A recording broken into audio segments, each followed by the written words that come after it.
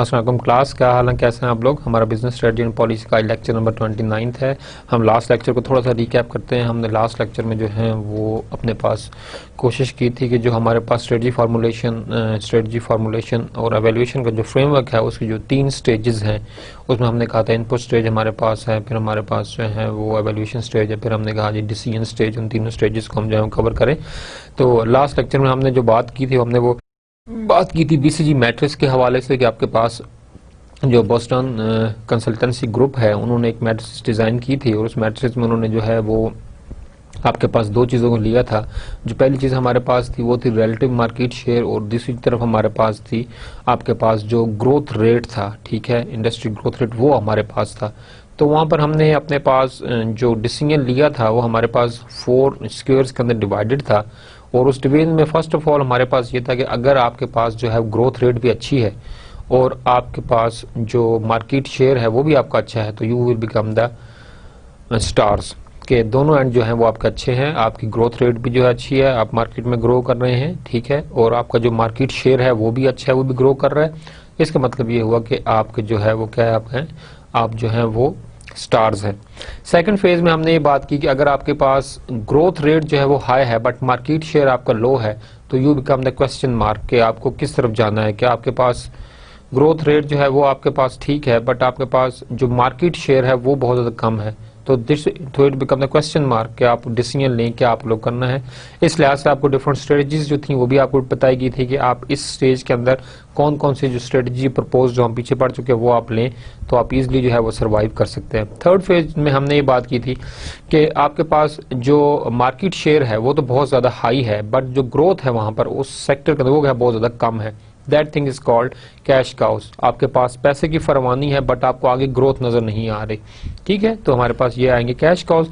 और एंड में हमने कहा था डॉग्स कि जहां पे आपके पास मार्केट शेयर है वो भी बहुत ज्यादा लो है और आपके पास जो ग्रोथ रेट आपका वो भी लो है, तो दोनों एंड के ऊपर जो है आप लो हैं तो we propose the strategy of liquidation, ठीक है, लिक्विडेट करें रिट्रेचमेंट या आपके पास डाइवर्सिटी और इस तरह से आप करें क्योंकि आपको जो है वो फाइनेंसेस नीडेड है, आपको फाइनेंसेस रिक्वायरमेंट है कि आप अपने पास ग्रोथ रेट को भी अपने बढ़ाएं और अपने मार्केट शेयर दोनों को बढ़ाएं। सो आपको यहाँ पर जो है वो एक टफ और स्ट्रेटजिक डिसीजन लेना पड़ेगा।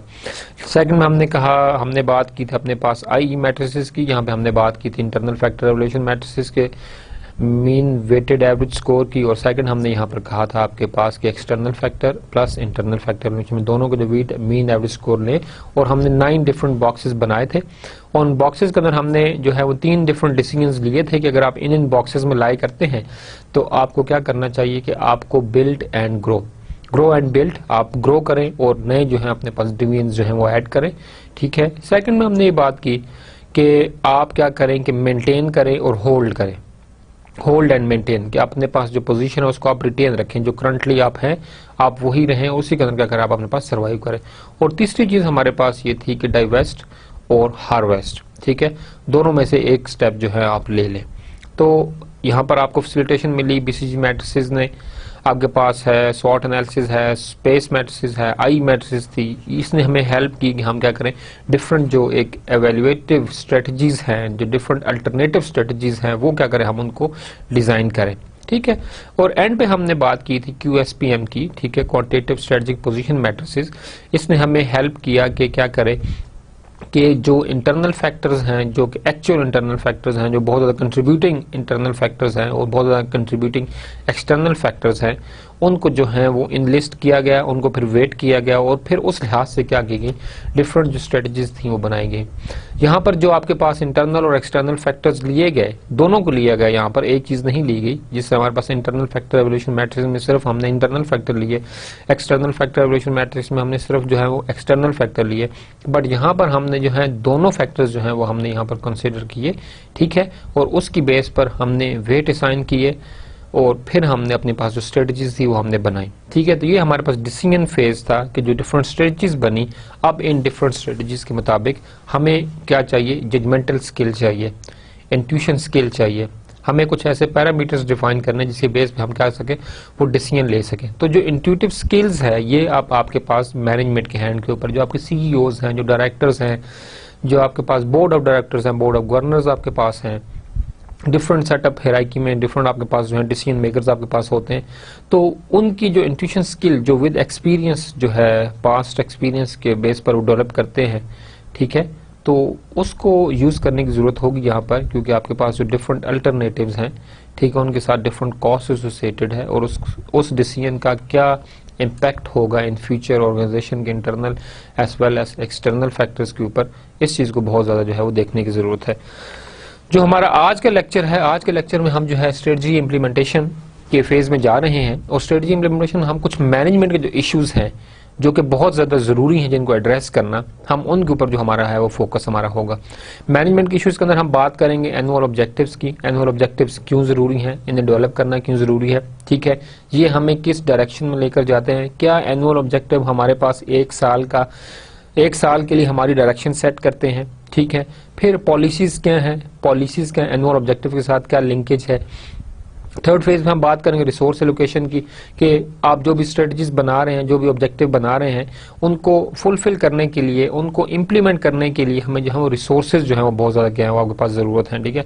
तो वो जो रिसोर्सेज हैं, वो रिसोर्सेज आपके पास एलोकेशन किस तरह होगी उनकी, वो रिसोर्सेज मैनेज कैसे होंगे, ठीक है, ओवर द ईयर उनकी जो है वो क्या स्ट्रेटजी है वो हम बात करेंगे आज।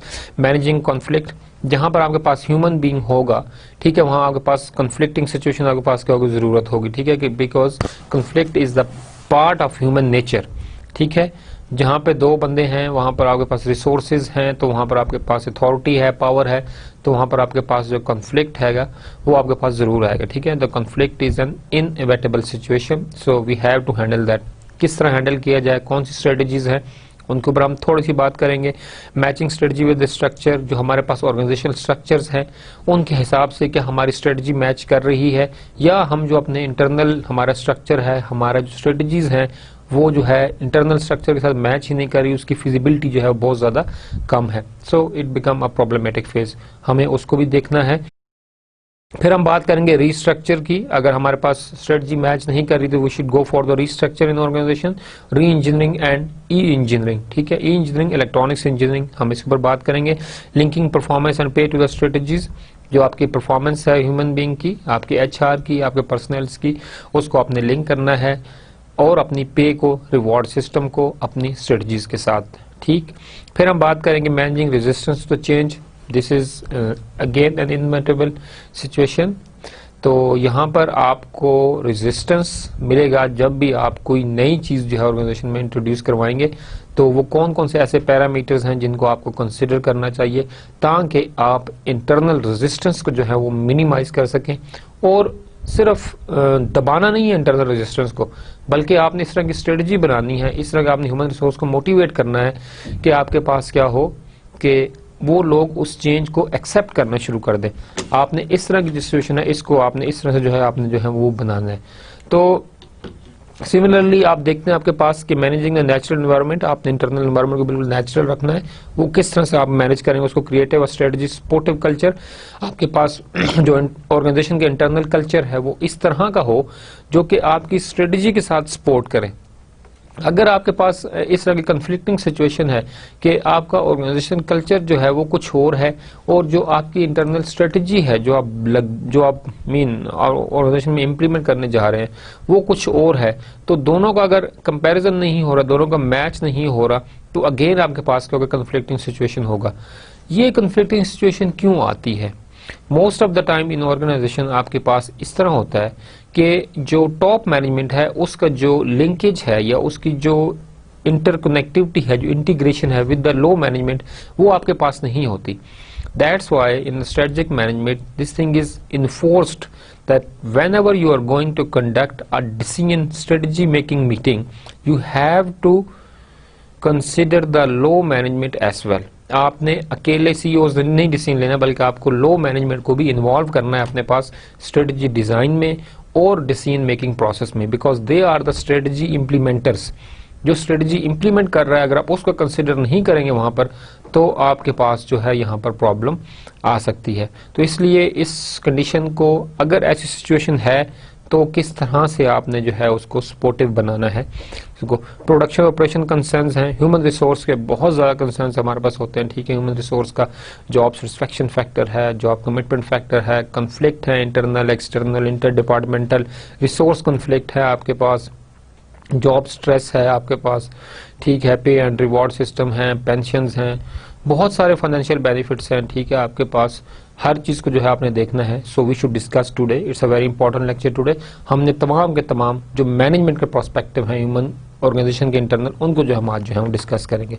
सो we should start with the nature of the strategy implementation. हम इम्प्लीमेंटेशन तरफ जा रहे हैं। सो फॉर्मुलेशन वर्सेज इम्प्लीमेंटेशन, कि हमारे पास फर्क क्या है। स्ट्रेटजी फार्मूलेट हम बात करते हैं, स्ट्रेटजी फार्मूलेशन हमने बात की फर्स्ट चैप्टर्स के अंदर, फर्स्ट 3 चैप्टर्स के अंदर। तो स्ट्रेटजी फार्मूलेशन क्या थी और स्ट्रेटजी इंप्लीमेंटेशन क्या है, दोनों में फर्क क्या है। Formulation focuses on the effectiveness. Whatever strategy you are formulating, you have to focus on the effectiveness. It must be effective. जो आपके इश्यूज हैं उनको एड्रेस करे, जो आपके गोल्स हैं उनको इफेक्टिवली मीट करे, जो आपका विजन मिशन है उसके साथ इन लाइन हो, ठीक है। तो स्ट्रेटजी जो भी आप बना रहे हैं उसकी फॉर्मुलेशन जो है, उसका इफेक्टिवनेस जो है हमारा, हम उसके ऊपर जो है ज्यादा फोकस्ड होते हैं। Implementation focus on the efficiency, ठीक है, कि हाउ इफेक्टिवली या कितने इफिशिएंसी के साथ आपने उस स्ट्रेटजी क्या किया, वो इम्प्लीमेंट किया, जो उससे रिक्वायरमेंट थी कि इस स्ट्रेटजी के इम्प्लीमेंट होने से इस तरह की आउटकम आएगी, whether you got that output और नॉट। आपने इस चीज के ऊपर बहुत ज्यादा फोकस करना है। तो यहां पर आप बहुत ज्यादा अपने आप को क्लियर कर लें कि जो स्ट्रेटजी फॉर्मुलेशन है, it focus on the effectiveness, ठीक है, effectiveness of the process, effectiveness of the work burden designed, ठीक है, effectiveness of the power delegation, effectiveness of the authority declaration. जो कुछ भी आपने किया, कितना इफेक्टिवली आपने जो है एक स्ट्रेटजी बनाई है।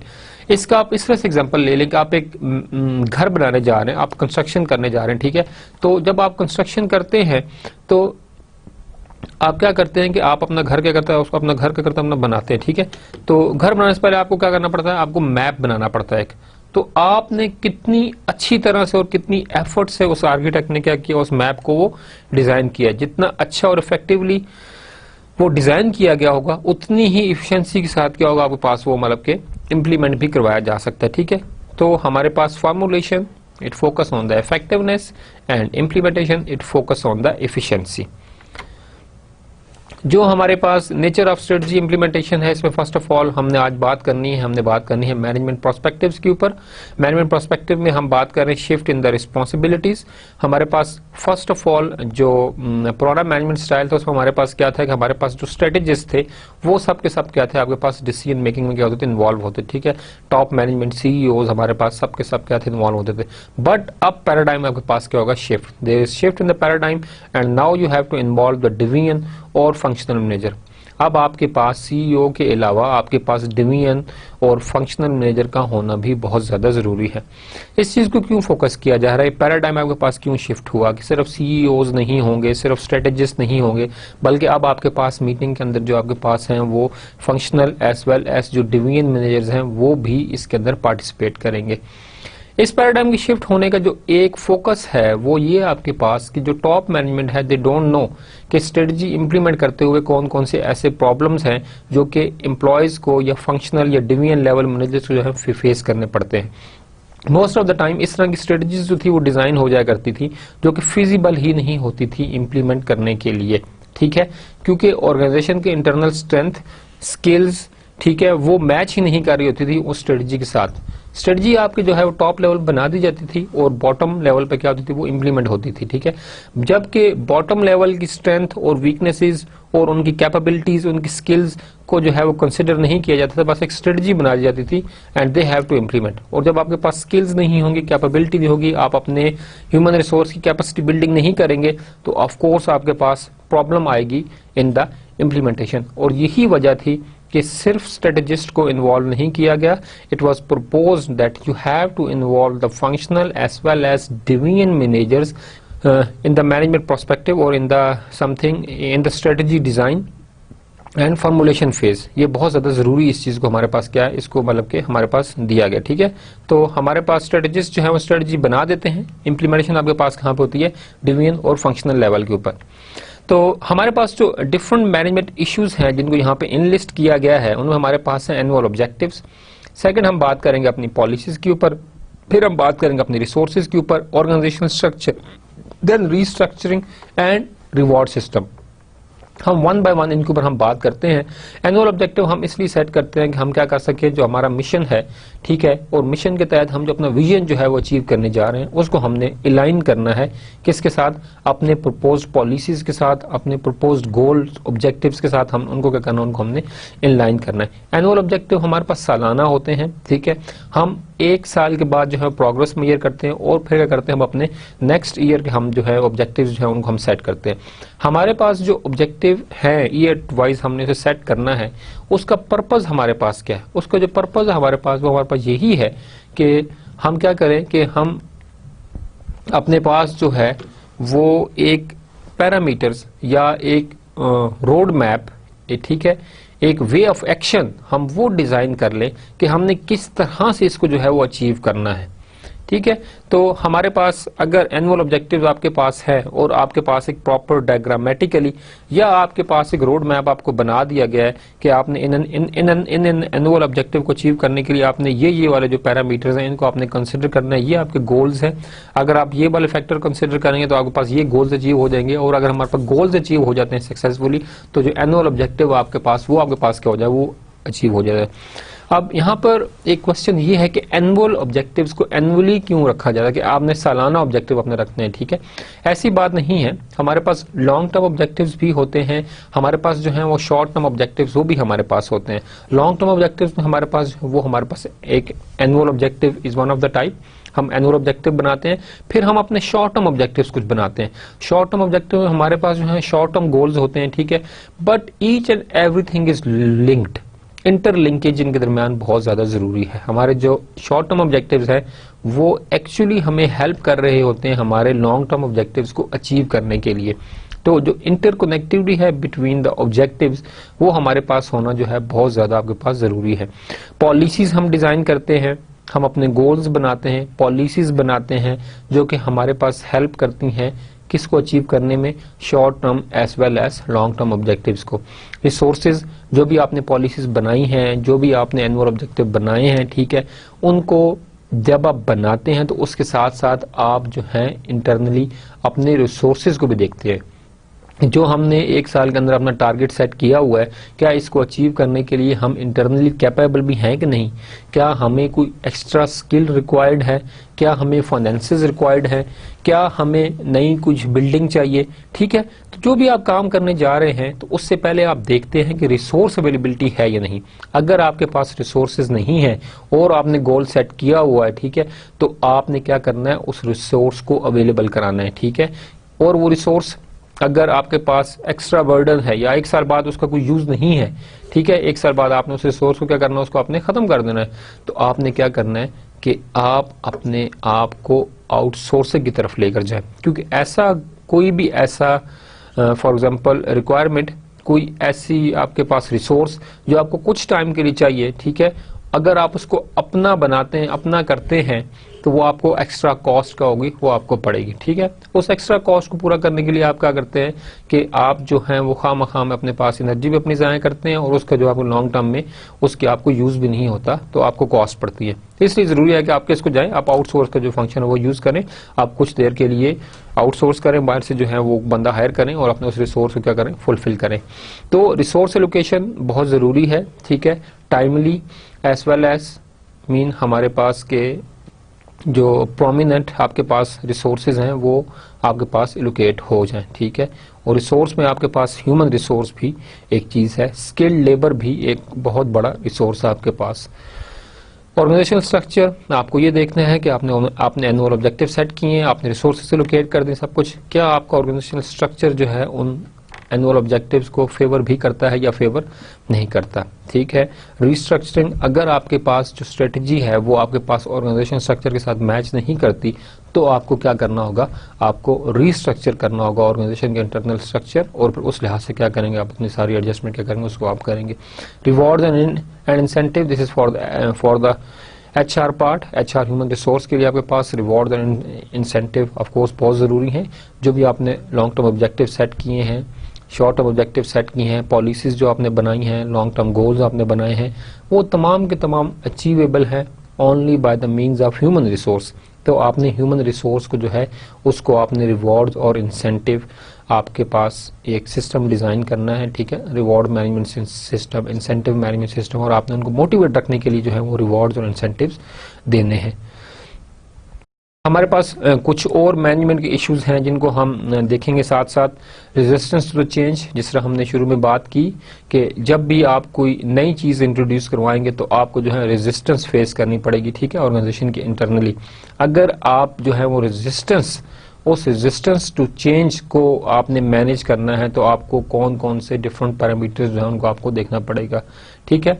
You have to motivate your employees, you have to spread the knowledge and information.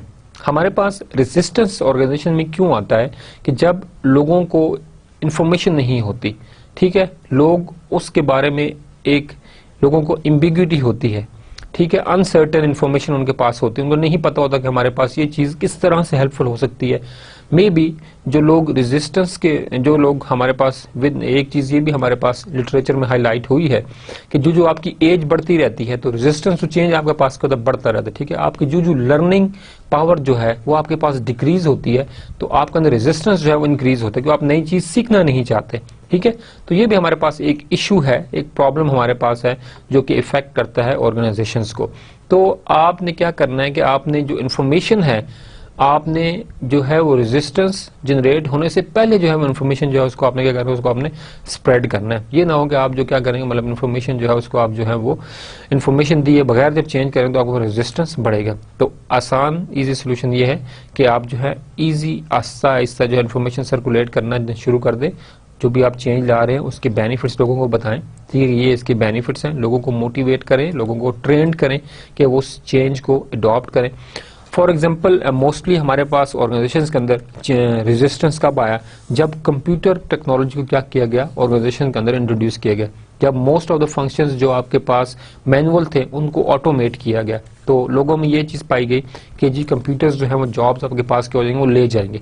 But ऐसा नहीं हुआ, कंप्यूटर्स ने जॉब क्रिएट की, ठीक है, कंप्यूटर्स ने आपसे जॉब छीनी नहीं, बट वो एक अनएम्बिगुअस इंफॉर्मेशन थी, जो अनसर्टेनिटी थी, लोगों को पता नहीं था कंप्यूटर टेक्नोलॉजी क्या है, इसके कौन से बेनिफिट्स है, उस वजह से रेजिस्टेंस हुआ, ठीक है। और बाद में उसके ऊपर डिफरेंट ऑर्गेनाइजेशन में प्रॉब्लम भी आए। नेचुरल एनवायरनमेंट एक और फैक्टर है, मैनेजमेंट इशू है। सपोर्टिव कल्चर, आपको ऑर्गेनाइजेशन के अंदर सपोर्टिव कल्चर बनाना है, वो कैसे दिया जाएगा उसके ऊपर हम बात करेंगे। प्रोडक्शन और ऑपरेशन के जो इश्यूज है वो होगा, फिर ह्यूमन रिसोर्स के ऊपर हम बात करेंगे।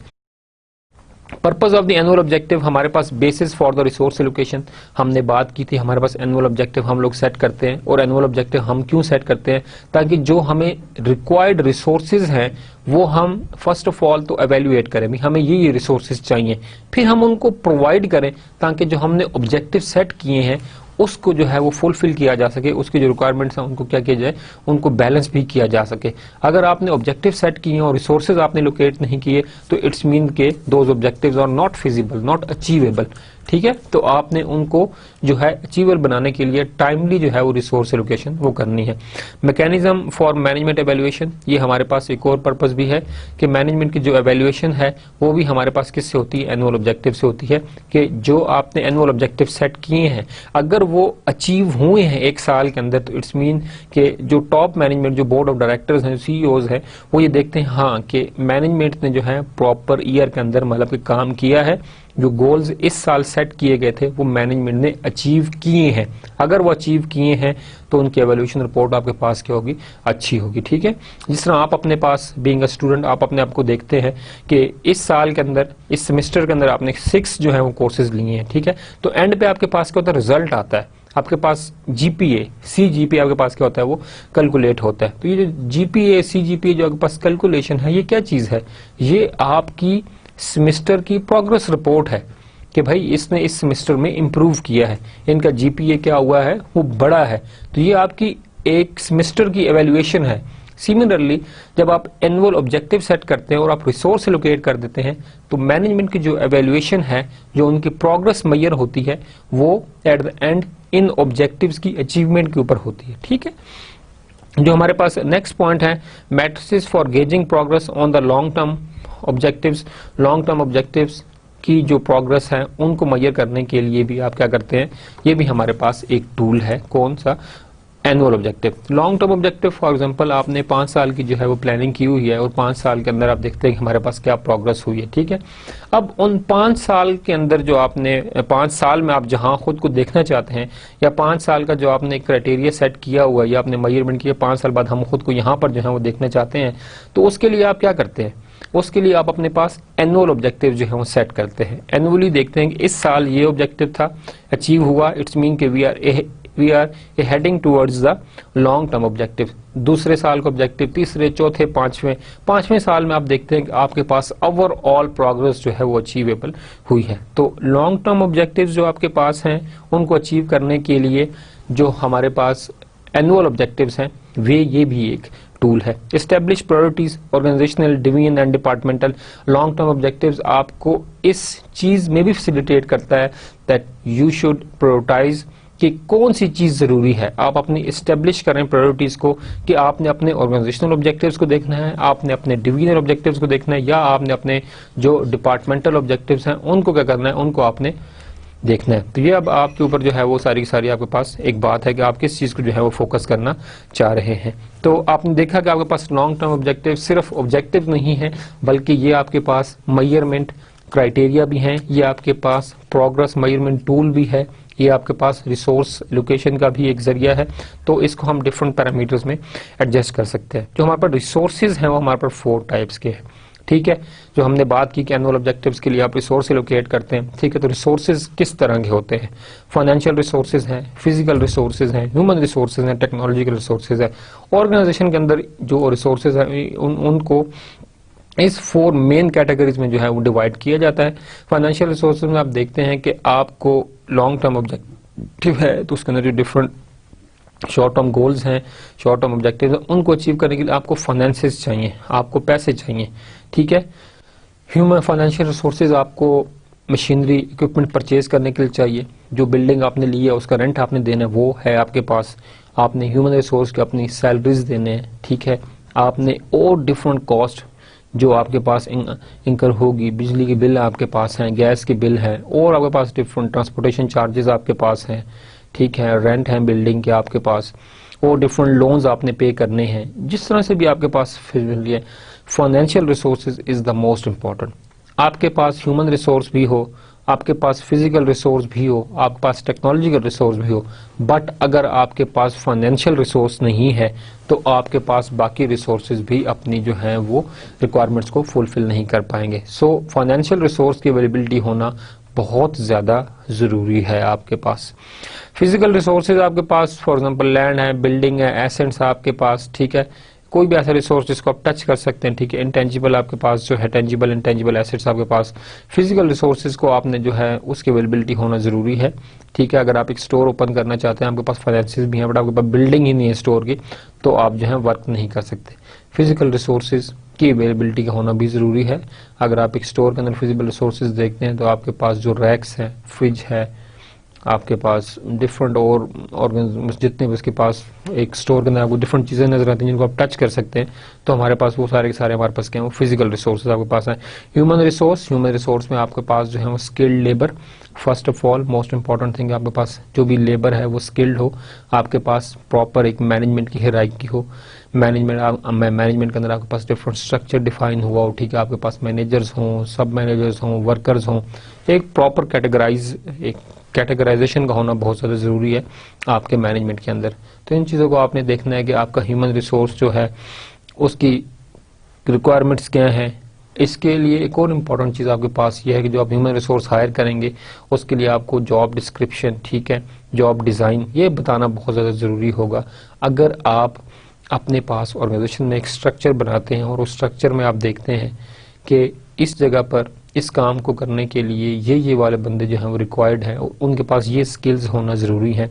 आप अगर उस स्किल की मुनासबत से जो है बंदे को हायर करते हैं, तो आपके पास काम क्या हो जाएगा, बहुत ज़्यादा आसान हो जाएगा, क्योंकि आप जो है जिस तरह की स्किल रिक्वायर्ड थी उसी हिसाब से क्या कर रहे हैं, आप अपनी चीज़ों को क्या कर रहे हैं, वो मैनेज कर रहे हैं। तो आपने स्किल को क्या करना है, अपने एडजस्ट करना है किसके साथ, अपने इस तमाम फंक्शंस के साथ। तो अगर आप फंक्शंस डिफाइन करें और फिर उन फंक्शंस के मुताबिक आप क्या करें, अपने बंदे हायर करें, तो आपके लिए मैनेजमेंट बहुत ज़्यादा आसान हो जाएगी। टेक्नोलॉजिकल रिसोर्सेज ऑर्गेनाइजेशन के अंदर जो है टेक्नोलॉजिकल रिसोर्सेज का होना बहुत ज़रूरी है। हमने लास्ट लेक्चर्स में बात की कि हमारे पास टेक्नोलॉजी ना सिर्फ आपके पास जो है कंप्यूटर या आईटी टेक्नोलॉजी है, बल्कि आपके पास प्रोसेस टेक्नोलॉजी, मैन्युफैक्चरिंग टेक्नोलॉजी, ये तमाम चीज़ें भी आपके पास क्या है, ये सपोर्टिव होती हैं। तो नई टेक्नोलॉजी का होना, ठीक है, टेक्नोलॉजी का प्रॉपरली मैनेज करना, ये तमाम चीज़ें आपके पास क्या हो सकती हैं, वो सपोर्टिव हो सकती हैं और फ्रूटफुल हो सकती हैं। तो आपने इन 4 रिसोर्सेज का जो है वो प्रोविजन जो है वो लॉन्ग टर्म ऑब्जेक्टिव सेट करने के बाद फर्स्ट प्रायोरिटी आपकी क्या होगी, एलोकेशन ऑफ रिसोर्सेज। तो आपने human resource, financial resource, physical और टेक्नोलॉजिकल रिसोर्स, ये तमाम के तमाम रिसोर्सेज आपने क्या करना है, इनके प्रोविजन जो है ये आपके एंड पर होना ज़रूरी है। मैनेजिंग कॉन्फ्लिक्ट, हमारे पास मैनेजमेंट का एक और बहुत इंपॉर्टेंट इशू हमारे पास जो है वो हमारे पास है कॉन्फ्लिक्ट। ठीक है, कॉन्फ्लिक्ट हमारे पास है क्या चीज़, कॉन्फ्लिक्ट हमारे पास ऐसी सिचुएशन है जो कि अवॉइडेबल नहीं है। ठीक है, वो हमारे पास रिसोर्सेज पर भी हो सकती है, रिसोर्सेज के अंदर फाइनेंशियल रिसोर्सेज हैं। कॉन्फ्लिक्ट हमारे ऊपर अथॉरिटी की वजह से हमारे पास हो सकता है, कॉन्फ्लिक्ट हमारे पास स्टेटस की वजह से हमारे पास हो सकता है। ठीक है, कॉन्फ्लिक्ट के अंदर हमारे पास और डिफरेंट टाइप्स हैं। जो 3 मेजर टाइप्स हैं कॉन्फ्लिक्ट की, उसमें हमारे पास है interpersonal conflict first of all, second we have intrapersonal conflict, second इसकी टाइप है, एंड थर्ड टाइप हमारे पास वो हमारे पास है इंटर डिपार्टमेंटल कॉन्फ्लिक्ट। ठीक है, हम फिलहाल इसके ऊपर आता हूँ आपके लेक्चर की तरफ, मैं आपको डिफरेंट टाइप्स इसके बताना चाहूँगा। इंटरपर्सनल कॉन्फ्लिक्ट, ये हमारे पास साइकोलॉजिकल कॉन्फ्लिक्ट है, जो एम्प्लॉय इंटरनली जो क्या करते हैं वो फील करते हैं। ठीक है, ये इंटरपर्सनल कॉन्फ्लिक्ट क्यों होता है ज़्यादातर, फॉर एग्जांपल जो आपकी स्किल्स आपके पास हैं, जो कैपेबिलिटीज़ हैं, और जो आपको जॉब दी गई है, आपको जो रोल असाइन किया गया है, वो आपकी कैपेबिलिटीज़ से मैच नहीं करता। ठीक है, इंटरनल कैपेबिलिटीज आप कुछ और है, फॉर एग्जांपल आप जो है वो आईटी एक्सपर्ट है, आप प्रोग्रामिंग में बहुत ज़्यादा स्ट्रांग है, ठीक है, आपकी मार्केटिंग स्किल्स अच्छी हैं, बट आपको जो जॉब मिली है वो मिली है फाइनेंस मैनेजर की।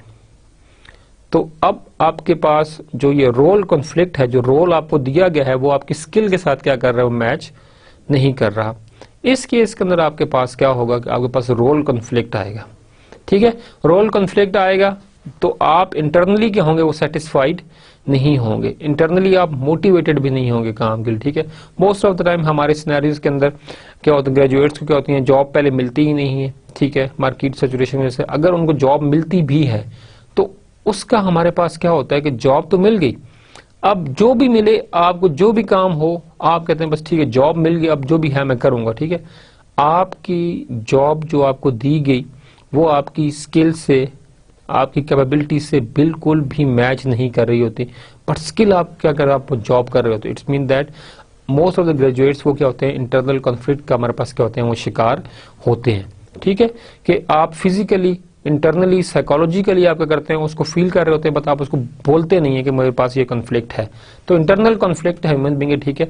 तो इसको ओवरकम करने के लिए जो वेस्टर्न मीडियाज हैं, डिफरेंट वेस्टर्न ऑर्गेनाइजेशंस हैं, वो प्रॉपर स्टेप्स लेती हैं, साइकोलॉजिस्ट, स्ट्रेटजिस्ट, कंसल्टेंसी जो है डिफरेंट ग्रुप्स वो हायर करती हैं और इंटरनल कॉन्फ्लिक्ट को क्या करती हैं, वो रिमूव करते हैं। बट वो एक ओपन सोसाइटीज है जहाँ पे इस तरह के कॉन्फ्लिक्ट को भी प्रॉपर जो है वो कैटर किया जाता है।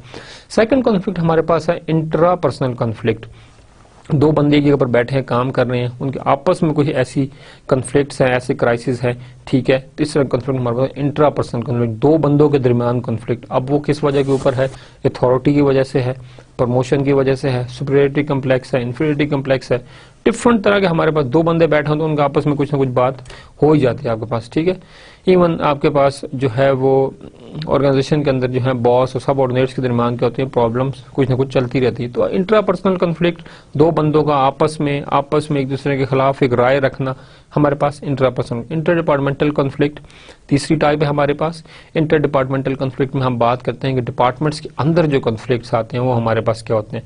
डिपार्टमेंट्स के अंदर आपके पास क्या होते हैं, ऑर्गेनाइजेशन के अंदर एक इशू है कि आपके पास जब आप डिफरेंट डिवीजन्स बनाते हैं, डिफरेंट फंक्शंस, आप आजकल ऑर्गेनाइजेशन के अंदर फंक्शंस वाइज आपने डिवाइड कर दिया, डिवीजन को ये डिवीजन ये फंक्शन करेगा, मार्केटिंग, अकाउंटिंग, ठीक है जी, R&D, इस तरह डिफरेंट डिपार्टमेंट्स हर ऑर्गेनाइजेशन के अंदर। तो इंटर डिपार्टमेंटल कॉन्फ्लिक्ट, बिजनेस एक है, डिपार्टमेंट्स डिफरेंट है, बट इनकी जो इंटरकनेक्टिविटी है, जो सिनर्जी है इन डिपार्टमेंट्स की, वो एक ओवरऑल बिजनेस क्या करता है, वो जनरेट करता है। या एक प्रोडक्ट डिजाइन देख लें आप, हमारे पास असेंबलिंग है, प्रोडक्ट प्रोडक्शन है, तो हमारे पास डिफरेंट कार असेंबली में आप देख लें डिफरेंट पार्ट्स हैं, उनका बनना फिर असेंबल होना, ये पूरा एक जो है इंटीग्रेटेड पार्ट है, ठीक है। तमाम डिपार्टमेंट के दरमियान सिनर्जी होगी तो ऑर्गेनाइजेशन परफॉर्मेंस आपके पास क्या होगी, वो आपके पास बढ़ेगी। तो inter departmental conflict, resource sharing हमेशा होती है डिपार्टमेंट्स के अंदर, तो वहां पर जो रिसोर्स शेयरिंग की वजह से कॉन्फ्लिक्ट आते हैं वो मोस्टली डेडलॉक का बाइस बनते हैं। तो इस तरह की प्रॉब्लम्स आपके पास ऑर्गेनाइजेशन में रहती हैं और उसका पार्ट होती हैं। Managing conflict not always bad, most of the time conflict generate करवाए जाते हैं क्योंकि कॉन्फ्लिक्ट कंस्ट्रक्टिव भी होते हैं। हर दफा जो है कॉन्फ्लिक्ट आपके पास जो है वो डिस्ट्रक्टिव नहीं होता, बट अगर कॉन्फ्लिक्ट है और उसको प्रॉपरली हैंडल नहीं किया गया तो वो कॉन्फ्लिक्ट आपका क्राइसिस की फॉर्म जो है वो इख्तियार कर जाएगा, ठीक है। कि आपके पास जो कॉन्फ्लिक्ट था उसको प्रॉपरली मैनेज नहीं किया गया तो अब आपके पास क्या है, वो कॉन्फ्लिक्ट नहीं रहा बल्कि आपके पास वो क्या हो गया, वो क्राइसिस की फॉर्म में जो आपके पास वो कन्वर्ट हो गया। नो कॉन्फ्लिक्ट में single apathy can energise opposing group to the action, ठीक है। ये हमारे पास डिफरेंट कैरेक्टरिस्टिक्स है। May help managers identify the problem, कई दफा आपके पास कॉन्फ्लिक्ट जो है हेल्पफुल होता है किसके लिए, मैनेजर के लिए, कि वो क्या करें, ऑर्गेनाइजेशन की जो इंटरनल प्रॉब्लम्स हैं उनको वो आइडेंटिफाई जो है उनको वो कर लें।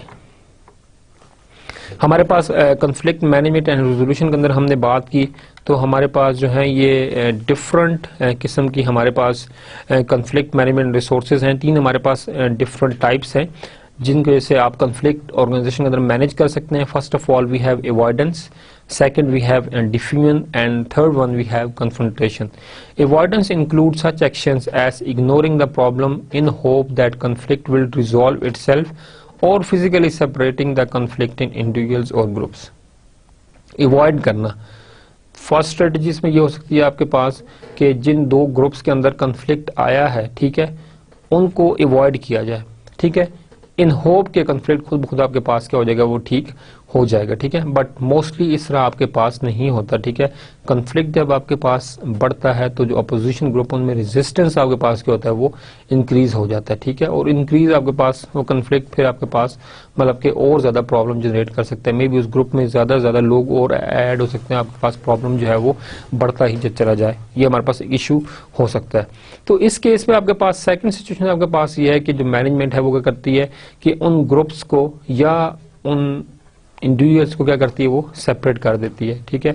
उनको मतलब डिफरेंट जगह आपके पास एक ट्रांसफर का फैक्टर है कि एक ऑर्गेनाइजेशन दूसरे ऑर्गेनाइजेशन को ट्रांसफर कर दो, ठीक है। तो वो एक तौर पे जो रेजिस्टेंस जनरेट हुआ होता है, जो आपके पास एनवायरनमेंट के अंदर एक प्रॉब्लम आया होता है, उसको आप क्या करते हो कि इजी वे में उसको आप सॉल्व करते हो। फर्स्ट तो है अवॉइड, कि आप उसको अवॉइड करें या उन 2 बंदों क्या करें, आप सेपरेट करें। Second thing we have diffusion. Diffusion can include playing down differences between the conflicting parties while accentuating different similarities and common interest, compromising so that there is neither a clear winner or loser, restoring to the majority rule, appealing to the high authority और redesigning the present condition, ठीक है। आप 2 जो parties हैं उनके दरमियान जो क्या करते हैं कि जो डिफरेंसेस हैं उनके ऊपर आप क्या करते हैं, सिमिलैरिटीज हैं या जो कॉमन पॉइंट्स हैं उनको आप जो देखते हो क्या करते हैं, आप कंप्रोमाइजिंग फेज के ऊपर क्या करते हैं, आप आते हैं। इसमें आप ये कंसिडर करते हैं कि कोई बंदा जीता या हारा नहीं है, ठीक है। दोनों जो है मतलब हमारे पास वो विनर हैं और इनमें लूजर आपके पास क्या कोई भी नहीं है, ठीक है। आप इस स्ट्रेटजी में रिजॉल्विंग द मेजोरिटी रूल और फिर आप क्या करते हो कि रीसोर्टिंग द मेजोरिटी रूल, कि इसमें आप अगर ग्रुप्स हैं तो आप देखते हो कि मेजोरिटी जो है वो किस तरफ है, ठीक है। तो जिस तरफ मेजोरिटी होगी आप अपना डिसीजन एक्शन क्या करेंगे, आप उस तरफ क्या करेंगे, आप उसको वो ले जाएंगे। तो यहाँ पर मेजोरिटी रूल भी अप्लाई किया जाता है mostly. Appealing to the high authority, अगर कॉन्फ्लिक्ट या रेजिस्टेंस कंट्रोलेबल नहीं है तो क्या करते हैं कि मतलब कि डिवीजन या फंक्शनल मेजर क्या करते हैं कि वो आपके पास जो है वो हाई अथॉरिटीज़ क्या करते हैं, वो मतलब आपके पास जो है उनसे जो है वो राय लेते हैं या उनसे पूछते हैं कि अब हमें जो है वो क्या करना चाहिए। तो यहाँ पर आपके पास जो है वो high authority most of the time अगर आपके पास नहीं होता तो फिर साइकोलॉजिस्ट, कंसल्टेंसी, इस तरह ग्रुप्स को जो है वो इन्वॉल्व किया जाता है ताकि उस रेजिस्टेंस क्या किया जाए, उनको वो डिफ्यूज़ किया जाए आपके पास। और रीडिज़ाइनिंग द प्रेजेंट पोजीशन, या आप जिस पोजीशन पे काम कर रहे थे उन पोजीशंस को आप क्या करते हैं, रीलोकेट करते हैं, लोगों की जॉब नेचर जो उसको चेंज करते हैं। तो इसके अलावा ट्रांसफ़र करना किसी दूसरी जगह पे, ये भी हमारे पास एक जो है इसके अंदर स्ट्रेटजी यूज़ की जाती है। लास्ट में हमारे पास जो स्ट्रेटजी जो मैनेज कन्फ्लिक्ट की है हमारे पास confrontation. Confrontation is exemplified by exchanging member of the conflicting parties so that each can gain an appreciation of the other's point of view, or holding meeting at which each confronting parties present their views and work through their differences। यहाँ पे हमारे पास जो भी different parties हैं वो क्या करती हैं कि आपके पास देखती है कि हमारे पास किस तरह से आप जो है वो इसको मैनेज कर सकते हैं। ठीक है, कन्फ्रंटेशन के तौर पर आप देखते हैं आप उनके दरमियान में मीटिंग्स जो है होल्ड करते हैं, किसके दरमियान, कन्फ्लिक्टिंग पार्टीज के दरमियान। अब इन मीटिंग्स का जो होल्ड करने का मकसद ये है कि जो दो डिफरेंट पार्टीज हैं उनको एक जो है राय देने का, एक फर्स्ट ऑफ ऑल तो उनको एक दिया जाए, हक दिया जाए, जी आपने ये जो है काम करना है।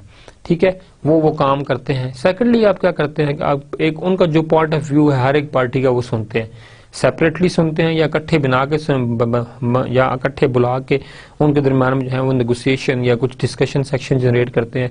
और फिर आप एक पॉइंट पे आते हैं कि एक्चुअल आपके पास प्रॉब्लम हमारे पास क्या है। ठीक है, तो एक कन्फ्रंटिंग सिचुएशन भी आपके पास है। और एंड ऑफ द टाइम आप क्या करते हैं कि दोनों पार्टी का बात सुनने के बाद जो टॉप मैनेजमेंट वो आपके पास क्या करती है, वो डिसाइड करती है और दो इनके दरम्यान जो है वो सुलह करवाती है। ये हमारे पास जो भी फिजिबल सोल्यूशन जिसके ऊपर दोनों पार्टीज एग्री हों उस पे जो है वो बात करके वो बस की जाती है। तो हमारे पास ये एक स्ट्रेटजी जो हमारे पास स्ट्रक्चर है उसके अंदर हमारे पास बात की जा रही है। तो हमारे पास यहाँ पे जो है वो शेल्डर्स के जो हमारे पास स्ट्रेटजी स्ट्रक्चर रिलेशनशिप है, इसमें हमारे पास 5 डिफरेंट फेजेस हैं जिनको हम देखते हैं। इसमें हमारे पास first of all new strategy is formulated. अगर आपको स्ट्रेटजी फॉर्मुलेट करना चाहते हैं फर्स्ट ऑफ ऑल तो आप उसको डिजाइन करें, ठीक है, उसको राइट अप करें, स्ट्रेटजी फॉर्मुलेट करें।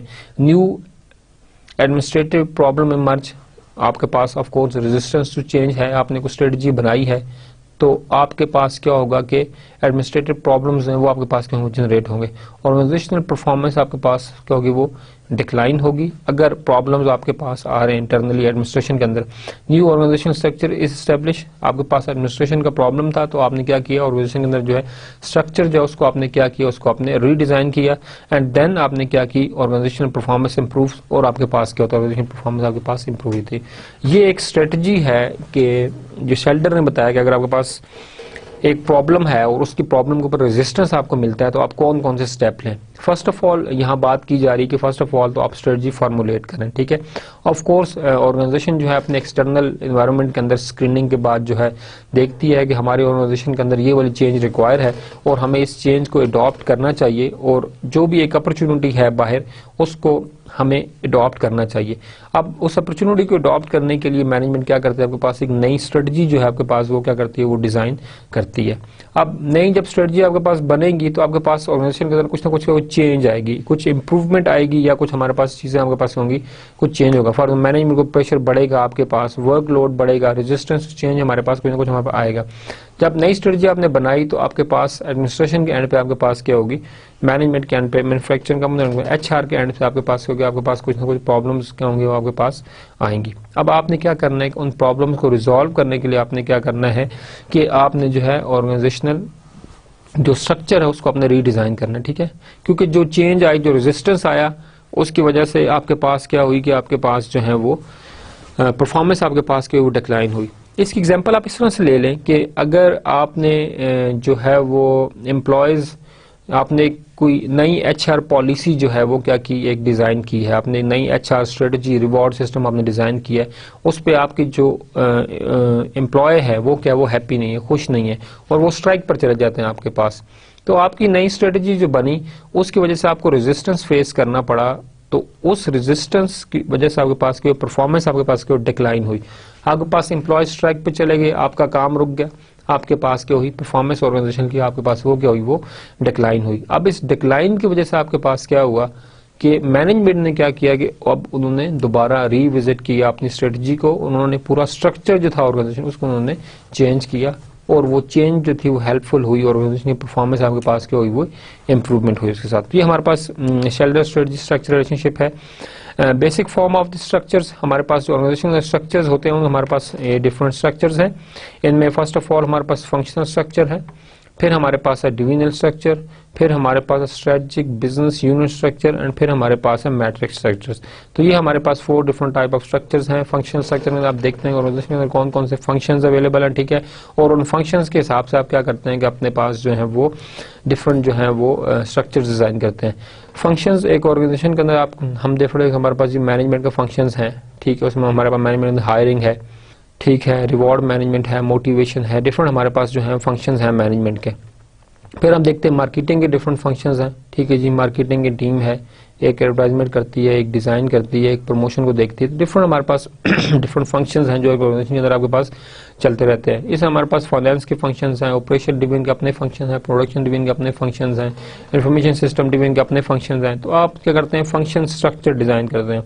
जो फंक्शंस का स्ट्रक्चर है उसके बनाने का मकसद ये है कि आप जो है अपनी रिक्वायर्ड जो ह्यूमन रिसोर्स है उसको आप आइडेंटिफाई कर सके, और जो फंक्शंस हैं उन फंक्शंस के रेलिवेंट क्या करें, आप अपने एचआर जो है उसको क्या करें, आप हायर करें। तो फंक्शन का स्ट्रक्चर आपको हेल्पफुल करता है कि आप रेलिवेंट जो है लोगों को क्या करें, उनको आप जो है वो हायर करें। डिवीजन स्ट्रक्चर, आप अपने पास जो सेम फंक्शंस हैं उनको मिलाकर क्या करते हैं, आप एक डिवीजन, फॉर हम कहते हैं जी मैनेजमेंट डिवीजन, तमाम मैनेजमेंट के फंक्शन आपके पास, हायरिंग यहाँ पर है, रिवॉर्ड सिस्टम यहाँ पर है, टॉप मैनेजमेंट यहाँ बैठती है, मार्केटिंग फंक्शन जी आपके पास, आपने मार्केटिंग का एक डिवीजन बनाया हुआ है, वो मार्केटिंग डिवीजन में आपने पैकेजिंग का एक अलग बनाया हुआ है, डिजाइन का अलग बनाया है, एडवर्टाइजमेंट का अलग बनाया है, प्रमोशन का अलग, आपने अपने पास हर फंक्शन के बेस पर अपने डिवीजन बना लें।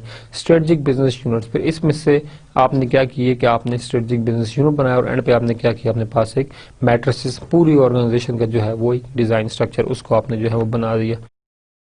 रिस्ट्रक्चरिंग, हमारे पास मोस्ट ऑफ द टाइम जब ऑर्गेनाइजेशन में रेजिस्टेंस आता है या नई स्ट्रेटजी के ऊपर जब एडमिनिस्ट्रेशन आपके पास जो है वो रेजिस्ट करती है, या चेंज जब भी आपके पास आएगी, तो आपके पास रिस्ट्रक्चरिंग जो कॉन्सेप्ट है वो जो है बहुत ज़्यादा फिजिबल नज़र आता है आपको। तो रिस्ट्रक्चरिंग हमारे पास जो डिफरेंट पैरामीटर्स हैं वो हमारे पास है डाउन साइजिंग, ठीक है, राइट साइजिंग या डी लेयरिंग, ठीक है। डाउन साइजिंग में आप क्या करते हैं, अपने पास के जो भी आपके पास जो एम्प्लॉयज़ है, जो एक्स्ट्रा बर्डन है, जो आप समझते हैं कि ये हमारे पास जो है यूज़फुल नहीं है, बल्कि ये हमारे पास ऑर्गेनाइजेशन के एक्स्ट्रा रिसोर्सेज हैं, बल्कि एक्स्ट्रा ह्यूमन रिसोर्स है आपके पास, तो क्या करते हैं, हम डाउन साइज करते हैं, ठीक है। आप क्या करते हैं कि वो एम्प्लॉयज़ जो उनकी ज़रूरत नहीं होती उनको जो है आप बेनिफिट्स दे के क्या करते हैं, मतलब के ऑर्गेनाइजेशन क्या करते हैं, निकाल देते हैं, ठीक है। This thing is downsizing. Secondly we have rightsizing, कि जो आपके पास राइट लोग हैं उनको रखें, बाकी क्या करें आप हमें सेट छोड़ दें। डी लेयरिंग, आप अपना जो डिफरेंट लेयर्स हैं, जो डिफरेंट बिजनेस यूनिट्स हैं उनके अंदर आप डी लेयरिंग करते हैं, और उन यूनिट्स जो प्रोडक्ट हैं उनको आप क्या करते हैं कि उनको आप सेल आउट कर देते हैं, ठीक है। तो री इंजीनियरिंग का हमारे पास कंसेप्ट है, ये हमारे पास री इंजीनियरिंग, आपने जो है री इंजीनियरिंग करनी है। पास प्रोसेस मैनेजमेंट के अंदर री इंजीनियरिंग होती है, प्रोसेस इनोवेशन और प्रोसेस रीडिज़ाइन। ये हमारे पास 3 डिफरेंट जगह हैं जहाँ पे आप री इंजीनियरिंग का कंसेप्ट यूज़ कर सकते हैं, ठीक है। री इंजीनियरिंग हमारे पास ये है कि आपके पास एक चीज़ बनी हुई है, उसको आपने दोबारा से जो है वो रीस्ट्रक्चर करना है, रीडिज़ाइन करना है, ठीक है। फर्स्ट ऑफ ऑल आपके पास प्रोसेस मैनेजमेंट, जो आप प्रोसेस यूज़ कर रहे हैं एक प्रोडक्ट को बनाने के लिए, उसके अंदर जो है आप री इंजीनियरिंग करें, ठीक है। अगर आपके पास टेक्नोलॉजी या कुछ इस तरह के इंग्रेडिएंट्स हैं जिनको यूज़ करने से आपके पास ओवरऑल प्रोसेस कॉस्ट है वो कम होती है, तो ऑफ कोर्स इस तरह की री इंजीनियरिंग जो है वो फेवरेबल ऑर्गेनाइजेशन के लिए, और ऑर्गेनाइजेशन को इस तरह की री इंजीनियरिंग जो है वो करनी चाहिए। प्रोसेस इनोवेशन, प्रोसेस के अंदर आप चेंज चाहते हैं, प्रोसेस के अंदर आप इनोवेशन चाहते हैं, तो again you have to take help of the re engineering. Process redesign, आप प्रोसेस को रीडिज़ाइन चाहते हैं कि इसका डिज़ाइन चेंज हो, ठीक है, स्ट्रक्चर बदलाया जाए, तो again you go for the re engineering.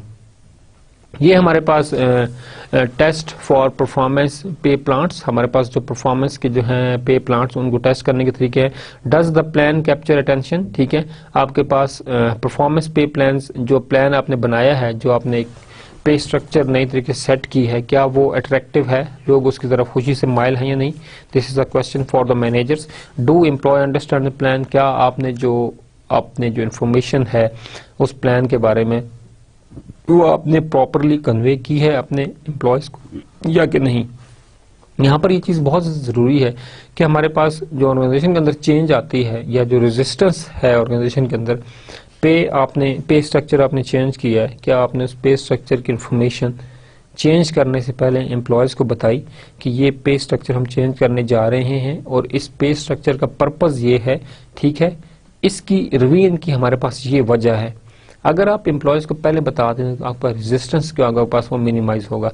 तो यहाँ पर यही क्वेश्चन कि do employees understand the plan, क्या उनको इन्फॉर्मेशन है कि ये नया प्लान क्या चीज़ है जो आपने पे का इम्प्लीमेंट किया है। Is the plan improving communication, क्या इस प्लान की वजह से जो आपने डिज़ाइन किया है कम्युनिकेशन आपके पास इंप्रूव हो रही है, आपके पास कम्युनिकेशन गैप्स जो है वो बढ़ते चले जा रहे हैं, ठीक है, या आपके पास जो है वो कन्फ्लिक्टिंग सिचुएशन जो है जनरेट हो रही है, ठीक है। अगर आपके पास कम्युनिकेशन इंक्रीज हुई है और एम्प्लॉयज जो है फेवरेबली उसको जो है वो कमेंट कर रहे हैं, ठीक है, और एम्प्लॉयज को एडमायर कर रहे हैं, it's mean that plan is good. Do the plan pay out when it should be, ठीक है, does the plan pay out when it should be, जब उसकी जरूरत पड़ी तो क्या वो हमें जो है वो आउटकम देगा। इज द कंपनी और यूनिट परफॉर्मिंग बेटर, क्या जो आपने परफॉर्मेंस पे प्लान बनाया है वो क्या हेल्पफुल है एक कंपनी या यूनिट की बेटर परफॉर्मेंस के लिए, या उसकी वजह से आपके पास परफॉर्मेंस जो है वो इम्प्रूव हो रही है, आपके पास परफॉर्मेंस आपके पास क्या हो रही है वो डिक्रीज हो रही है, ठीक है। तो आपके पास ये पूरे का पूरा एक प्लान है जो कि एक ऑर्गेनाइजेशन को हेल्प करता है किसके लिए, कि वेदर माने यू आर गुड और बैड, या जो आपने परफॉर्मेंस प्लान बनाया है वो एम्प्लॉय को मोटिवेट कर रहा है टुवर्ड्स द बेटर परफॉर्मेंस, या आपके पास जो है ऑर्गेनाइजेशन की परफॉर्मेंस जो है वो डिक्लाइन हुई है। जो हमारे पास प्रोडक्शन या ऑपरेशन कंसर्न्स हैं, इसमें हमारे पास इंपॉर्टेंट चीज़ है production process typically constitute more than 70% of the firms total asset. 70% जो टोटल एसेट्स हैं आपके फर्म के, उसके अंदर जो है वो प्रोडक्शन जो यूनिट है, जो प्रोडक्शन प्रोसेस है वो सबसे ज़्यादा कंट्रीब्यूट कर रहा होता है। और ऑफ कोर्स हमारे पास जो ऑर्गेनाइजेशनल के जो प्रोडक्शन डोमेन है वही आपके पास जो है फर्म की जो एक्चुअल परफॉर्मेंस है उसकी मेजरमेंट के ऊपर होता है कि इस प्रोडक्ट की जो इस ऑर्गेनाइजेशन है इसकी जो प्रोडक्ट कैपेसिटी है वो कितनी है, कितना ज़्यादा जो है प्रोडक्शन आपके पास दे रहा है और कितनी ज़्यादा प्रोडक्शन जो है इसने जो है वो इम्प्रूव की है। तो यहाँ पर जो इम्पोर्टेंट फेज़ है कि हमें जो अपने मैनेजमेंट के जो कंसर्न्स जितने भी हमने देखे लास्ट पे वो हमने ज़रूर जो है एड्रेस करने हैं, बट उसके साथ साथ हमें जो एड्रेस करना है वो हमारे पास है प्रोडक्शन और जो ऑपरेशन के कंसर्न्स हैं उनको भी, क्योंकि जो प्रोडक्शन है वो हमारे पास 70% कंट्रीब्यूट करते हैं towards the total assets of the firm. Production operation में हमारे पास जो डिफरेंट डिसीजंस जो हमें लेने पड़ते हैं, ठीक है, वो हमारे पास first of all plant size, कि हमने अपना जो प्लांट साइज है उसको हमने कितना रखना है, ठीक है, प्लांट साइज हमारे पास कितना होना चाहिए। तो ये हमारे पास डिफरेंट बेनिफिट्स हैं जो हम देखेंगे लास्ट में। तो हम यहाँ पर बात कर रहे हैं प्लांट साइज की। इन्वेंट्री आपके पास कितनी हो, कितना आप बैलेंस रखें, इन्वेंट्री कंट्रोल सिस्टम आपका कैसा हो, क्वालिटी कंट्रोल आपकी, कॉस्ट कंट्रोल, टेक्नोलॉजी इनोवेशन, ये तमाम मैनेजमेंट इश्यूज हैं कि आपको अपना प्लांट साइज कितना रखना है, इन्वेंट्री आपको कितनी रखनी है, इन्वेंट्री कंट्रोल सिस्टम आप अपना कैसा बना कर रखा हुआ है, क्वालिटी कंट्रोल करने, क्वालिटी इंश्योर करने के लिए आप कौन से स्टैंडर्ड्स जो हैं वो आप फॉलो कर रहे हैं, कॉस्ट आप किस तरह से कंट्रोल कर रहे हैं, और फिर जो टेक्नोलॉजिकल इनोवेशन है उनको आप अपने ऑर्गेनाइजेशन में किस तरह से जो है वो मैनेज कर रहे हैं। जो ह्यूमन रिसोर्स स्ट्रेटेजिक रिस्पॉन्सिबिलिटीज हैं जो कि टॉप मैनेजमेंट को देनी पड़ती है, हमारे पास क्या assessing staff needs and cost, कि आपको जो है असेसमेंट करनी है अपने स्टाफ की नीड्स की और जो कॉस्ट है उसको भी आपने देखना है। डेवलपिंग परफॉर्मेंस इंसेंटिव्स, कि आपको सिर्फ मतलब एम्प्लॉयज़ की जो है वो नीड्स को नहीं देखना बल्कि आपने उनकी परफॉर्मेंस मेजरमेंट के लिए आपको जो है वो परफॉर्मेंस के जो है इंसेंटिव्स जो हैं उनको भी जो है आपने देखना है, ठीक है, कि एम्प्लॉयज़ जो है जब वो काम करते हैं, जब वो परफॉर्मेंस देते हैं तो उनको उन परफॉर्मेंस के बदले में जो है कुछ इंसेंटिव्स चाहिए, ठीक है, तो वो इंसेंटिव्स जो है उनको मेजरमेंट जो है या उनकी डेवलपमेंट जो है ये आपके पास जो है एक स्ट्रेटेजिक रिस्पॉन्सिबिलिटी है, ठीक है। ये SOPs आपने जो है स्टैंडर्ड ऑपरेटिंग जो आपके पास प्रोसीजर्स हैं वो आपने जो है डेवलप करने हैं, या आपके पास स्टैंडर्ड्स होते हैं कि जो भी एम्प्लॉय है वो इन स्टैंडर्ड्स के मुताबिक, इन रूल रेगुलेशन के मुताबिक जो करेगा वो काम करेगा। सिमिलरली आपके पास जो प्रमोशंस है उनके लिए भी आपके पास क्या SOPs होते हैं प्रॉपरली, कि आपके पास ये स्टैंडर्ड प्रोसीजर्स है, ये रूल्स हैं, इन रूल्स को आप अगर प्रॉपरली फुलफिल करेंगे, फॉलो करेंगे तो आपके पास क्या होगी, आपके पास जो है वो आगे इम्प्रूव या ग्रोथ के आपके पास चांसेस होंगे। चिल्ड्रन केयर पॉलिसी, सिमिलरली आपने सिर्फ एम्प्लॉयज़ को नहीं देखना बल्कि जो उनकी फैमिली है, जो उनसे लिंक्ड चीज़ें हैं, उनके पेरेंट्स हैं, फैमिलीज़ हैं, बच्चे हैं, उनकी जो केयर है उसको भी आपने जो है वो फोकस करना है, और ये आपके जो है वो इस चीज़ का पार्ट है।